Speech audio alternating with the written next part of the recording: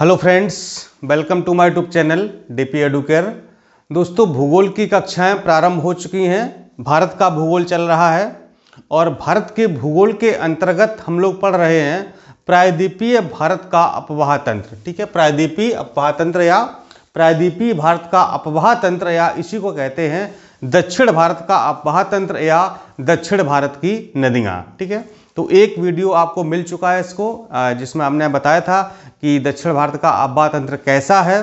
ठीक है, उसका इंट्रोडक्शन था और 2-3 नदियों के बारे में आपको बताया था। ठीक है, आज इस दूसरे लेक्चर में हम आपको 5 से 6 नदियों के बारे में फिर से बताएंगे। ठीक है, और इसके बाद एक वीडियो आपको और मिलेगा, तो जो बची हुई नदियां हैं वो आपको हम कवर करा देंगे। ठीक है, हालांकि देखिए दक्षिण भारत में छोटी बड़ी बहुत सारी नदियां हैं। ठीक है, लेकिन उतना सब पढ़ने की ज़रूरत नहीं है, तो हम सिर्फ उन्हीं नदियों को रिवर्स को पढ़ेंगे जो हमारे सिलेबस में हैं या जहां से प्रश्न पूछा जाता है। ठीक है, तो उनको हम लोग को पढ़ना है।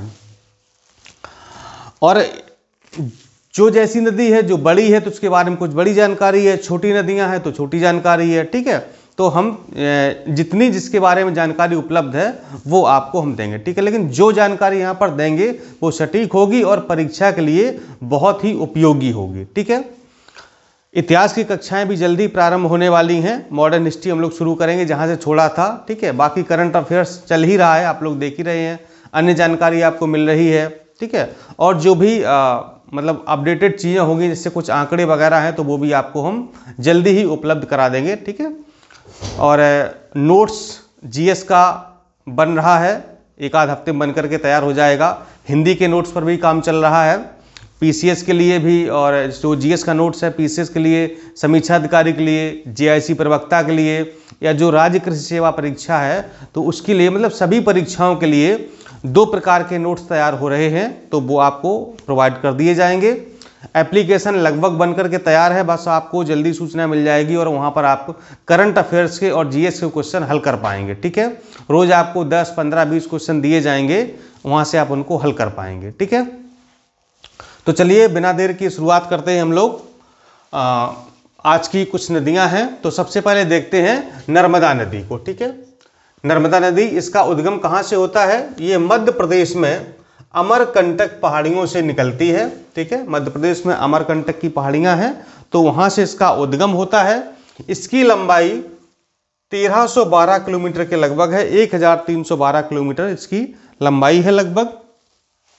ये मध्य प्रदेश, महाराष्ट्र, गुजरात से बहती हुई भरूच के पास ऐश्वरी बनाती हुई खंबात की खाड़ी में गिर जाती है। ठीक है, कहाँ? महाराष्ट्र, एमपी, महाराष्ट्र, गुजरात में बहती हुई ये भरूच के पास ऐश्वरी बनाती हुई खंबात की खाड़ी, अर्थात ये अरब सागर में गिर जाती है। ठीक है, अरब सागर में जहाँ गिरती है तो उसे खंबात की खाड़ी कहा जाता है, तो वहाँ पर जाकर ये गिर जाती है। ठीक है, और ये एकमात्र ये नर्मदा नदी और तापी नदी, ये 2 ऐसी नदियां हैं जो कि पूर्व से पश्चिम में बहती हैं। ठीक है, ये दक्षिण भारत की जितनी भी नदियां, हमने कल आपको बताया था कि दक्षिण भारत की अधिकतर नदियां पश्चिम से पूर्व दिशा की ओर बहती हैं, लेकिन नर्मदा और ताप्ती नदियां, ये इस बात का अपवाद हैं कि ये पूर्व से पश्चिम दिशा की ओर बहती हैं और अपना जल खंबात की खाड़ी अर्थात अरब सागर में विसर्जित करती हैं,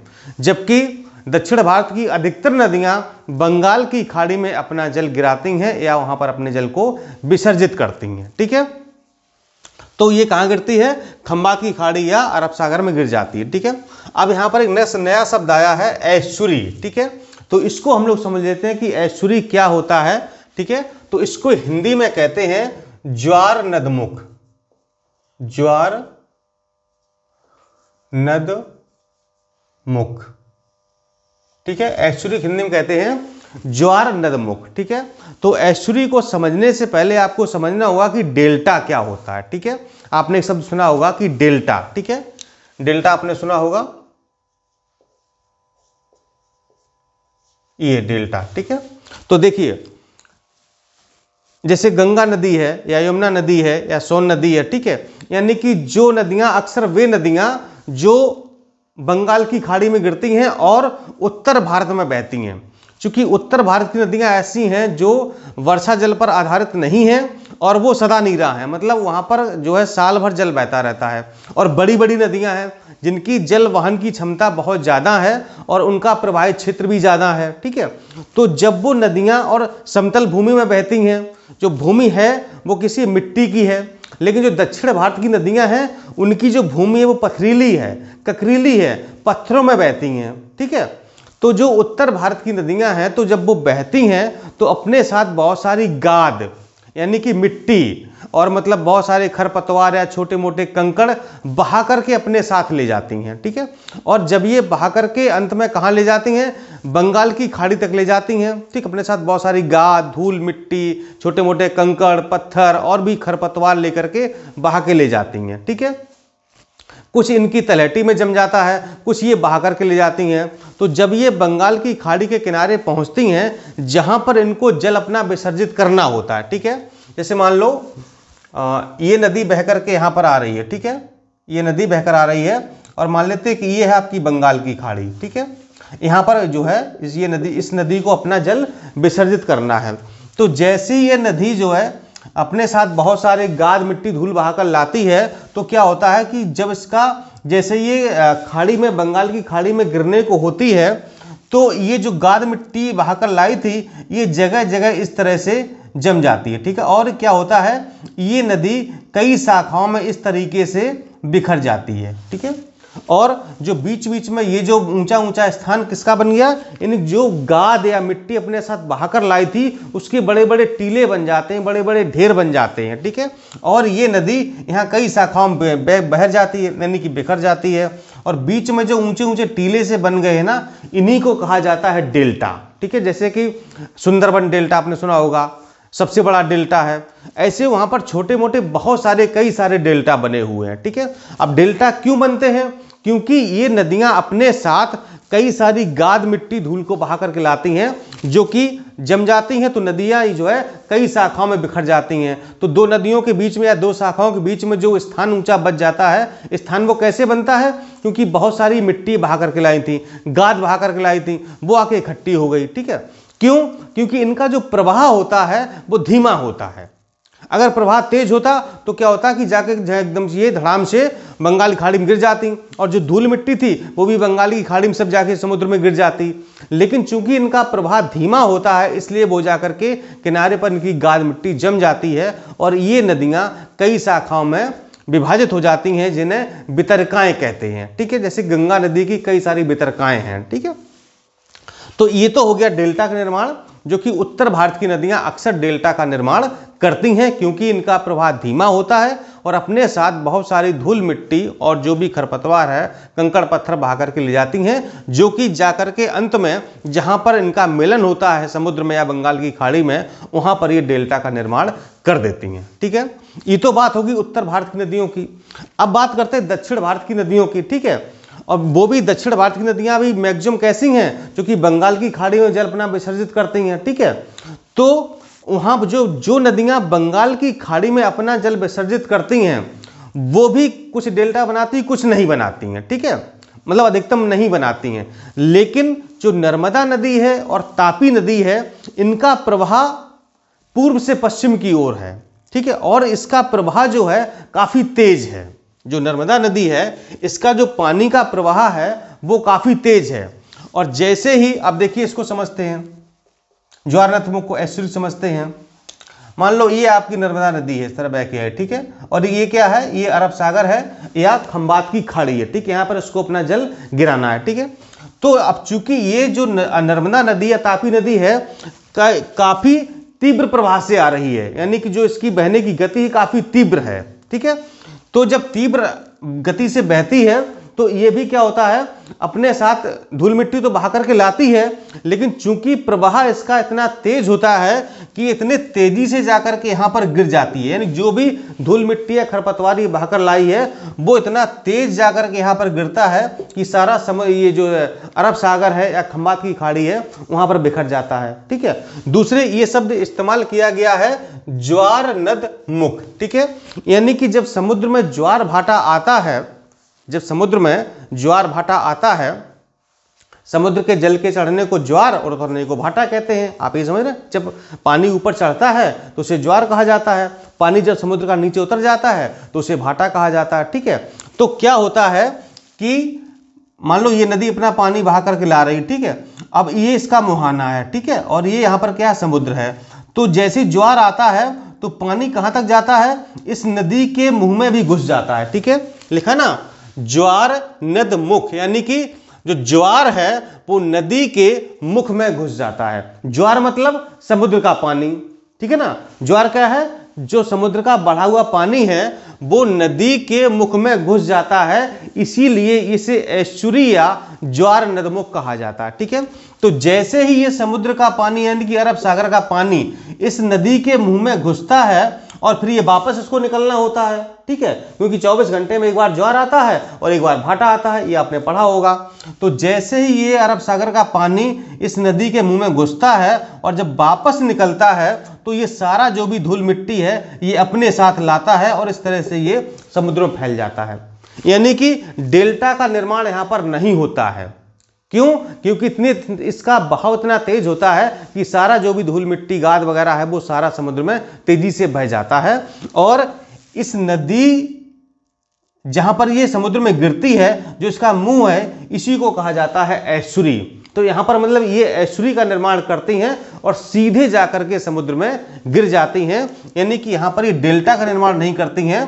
तो नदी जहां पर गिरती है और जहां पर समुद्र का पानी मिलता है, जहां नदी का पानी और समुद्र का पानी मिल जाता है, उसी जगह को कहा जाता है एस्चुरी, यानी कि ये नदी एस्चुरी का निर्माण करते हुए अपना जल खंबात की खाड़ी या अरब सागर में विसर्जित कर देती है। ठीक है, इसे कहा जाता है एस्चुरी या ज्वार नद मुख। ठीक है, आप समझ गए होंगे कि सिर्फ दो नदियां ऐसी हैं, एक नर्मदा और ताप्ती, जो कि अरब सागर में या खंबात की खाड़ी में अपना जल विसर्जित करती हैं और एस्चुरी का या ज्वार नदमुख का निर्माण करती हैं, जबकि उत्तर भारत की नदियां डेल्टा का निर्माण करती हैं, क्योंकि उनका प्रवाह धीमा होता है और नर्मदा और ताप्ती का प्रवाह तेज होता है, इसलिए ये डेल्टा का निर्माण नहीं कर पाती हैं और एस्चुरी बनाती हुई खंबात की खाड़ी में गिर जाती हैं। ठीक है, कॉन्सेप्ट आपका मुझे लगता है क्लियर हो गया होगा। अगर डाउट है तो फिर भी आप कमेंट करिए, हम आपको अगले वीडियो में और समझा देंगे। ठीक है, चलिए, इसकी सहायक नदियां कौन कौन सी हैं? बुड़नेर है, तावा, हिरन, वरना और हथनी। ठीक है, अजीब से नाम है, फिर भी नाम लिख दिया है। एक बार आपके दिमाग में रहेगा कि हाँ, अगर मान लो कभी पूछ दिया कि किसकी सहायक नदी है तो फिर आपको पता रहेगा। इसके किनारे कौन कौन से शहर बसे हैं? तो जबलपुर, ओंकारेश्वर और रायगढ़, ये इसके किनारे बसे हैं। इस पर कौन कौन सी परियोजनाएं हैं या फिर बांध बनाए गए हैं? तो बहुत इंपॉर्टेंट 4 इस पर बांध या परियोजनाएं हैं, जो कि बहुत इंपॉर्टेंट है। कभी कभी सीधे सीधे प्रश्न आ जाता है, तो कभी कभी यहाँ पर प्रश्न मिलान करने को दिया जाता है। ठीक है, जैसे कि इंदिरा सरोवर बांध कहाँ पर? मध्य प्रदेश में है। ओंकारेश्वर बांध मध्य प्रदेश में है।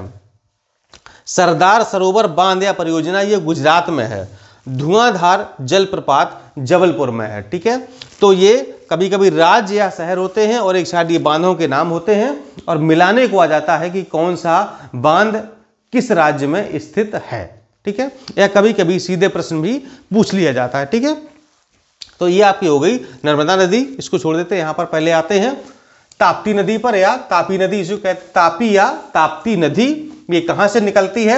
ये मध्य प्रदेश में बैतूल के पठार से निकलती है। मध्य प्रदेश का एक जिला है बैतूल, वहां पर पठार भी है, तो बैतूल के पठार के नाम से इसको जाना जाता है। वहां से ये निकलती है। इसकी लंबाई है लगभग 724 किलोमीटर। ठीक है, और ये भी नदी एस्चुरी बनाती हुई सूरत के पास खंबात की खाड़ी में गिरती है या अपना जल विसर्जित करती है। ये कहां गिर रही है? ये भरूच के पास एस्चुरी बनाती है और खंबात की खाड़ी में गिर जाती है। ये नदी सूरत के पास अपना जल खंबात की खाड़ी में विसर्जित करती है और एस्चुरी बनाती हुई समुद्र में विलीन हो जाती है। इसकी सहायक नदियां कौन सी हैं? पोड़ा है, गिरना है, पंजरा है, और भी कई सारी छोटी मोटी हैं, कोई मतलब इनको पढ़ने का। इसके किनारे एक शहर बसा हुआ है सूरत। ठीक है, तो परीक्षा में अक्सर पूछा जाता है कि सूरत किस नदी के किनारे बसा हुआ है? तो ताप्ती नदी के किनारे। ठीक है, या ताप्ती नदी के किनारे कौन सा शहर बसा हुआ है? दैट इज सूरत। ठीक है, सूरत किस लिए प्रसिद्ध है? अगर आपको पता है तो कमेंट करके बताइए कि सूरत शहर किस लिए प्रसिद्ध है। इस पर कौन कौन सी परियोजनाएं बनाई गई हैं? उकाई जल विद्युत परियोजना और काकरापार जल विद्युत परियोजना, बहुत इंपॉर्टेंट दोनों परियोजना हैं, उकाई और काकरापार। ठीक है, उकाई और काकरापार जल विद्युत परियोजनाएं ताप्ती नदी पर स्थित हैं। ठीक, अगली नदी है महानदी, इसको पहले पढ़ लेते हैं। ठीक है, या इसको भी पढ़ लेंगे। महानदी है, महानदी कहां से निकलती है? ये रायपुर में, छत्तीसगढ़ में, जो रायपुर जिला है, तो छत्तीसगढ़ के रायपुर में सिहावा की पहाड़ियां हैं। तो कौन सी?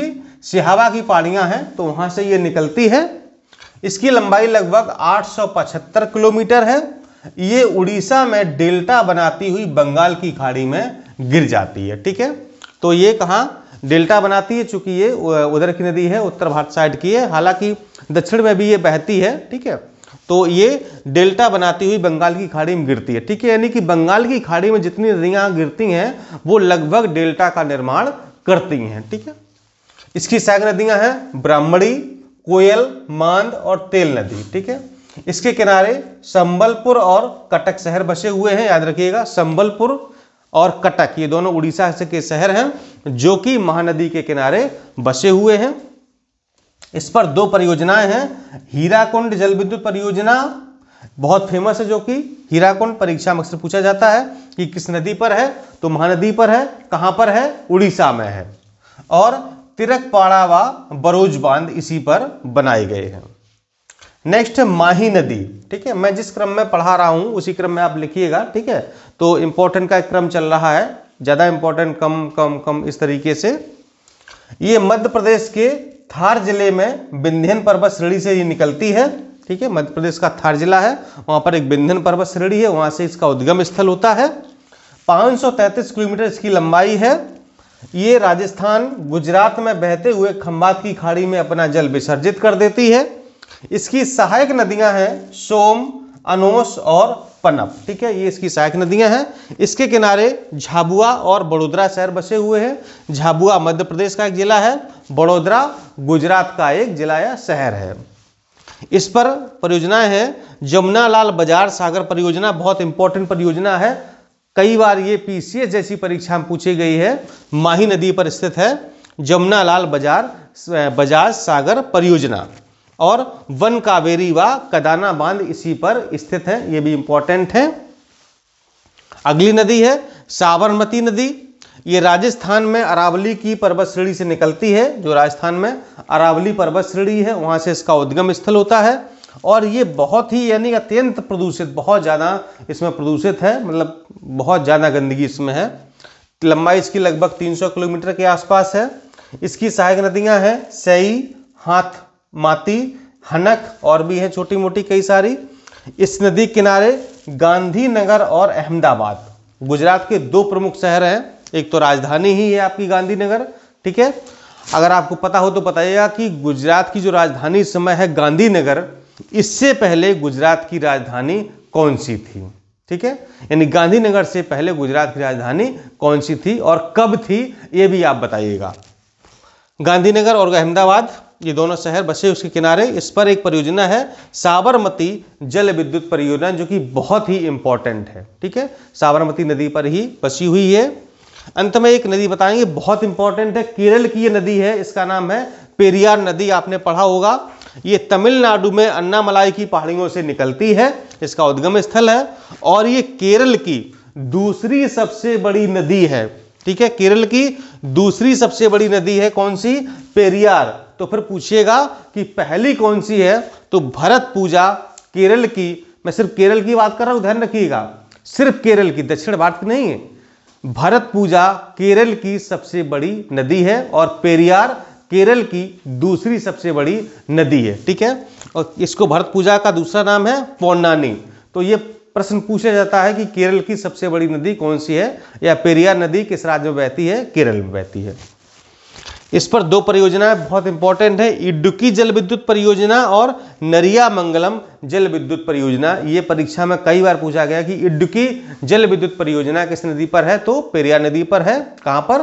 केरल में स्थित है। ठीक है, तो ये आज कुछ 6 नदियां थी इंपॉर्टेंट, 3 मैंने आपको पिछले वाले लेक्चर पढ़ाई थी, 9 नदी हो गई, 5-6 नदियां आपको और हम पढ़ाएंगे दक्षिण भारत की, बस छोटा छोटा उनके बारे में 3-3, 4-4 पॉइंट हैं वो आपको बता देंगे जो परीक्षा में आने के लायक है। ठीक है, तो नोट्स आप इसको रेगुलर बनाते रहिए, पिछला वाला आपने बना लिया होगा, इसको बनाइए। ठीक है, बाकी इसका जो प्रॉपर नोट्स है, कंप्लीट नोट्स है, वो आपको हम पीडीएफ के रूप में जल्दी ही प्रोवाइड करेंगे, उस पर काम चल रहा है, आपको इन्फॉर्मेशन दे दी जाएगी वीडियो के माध्यम से, तो आप लोग उसको ले सकते हैं। ठीक है, वो आपको मिल जाएगा। ठीक, चलिए मिलता हूं अगले वीडियो में। नमस्कार, धन्यवाद।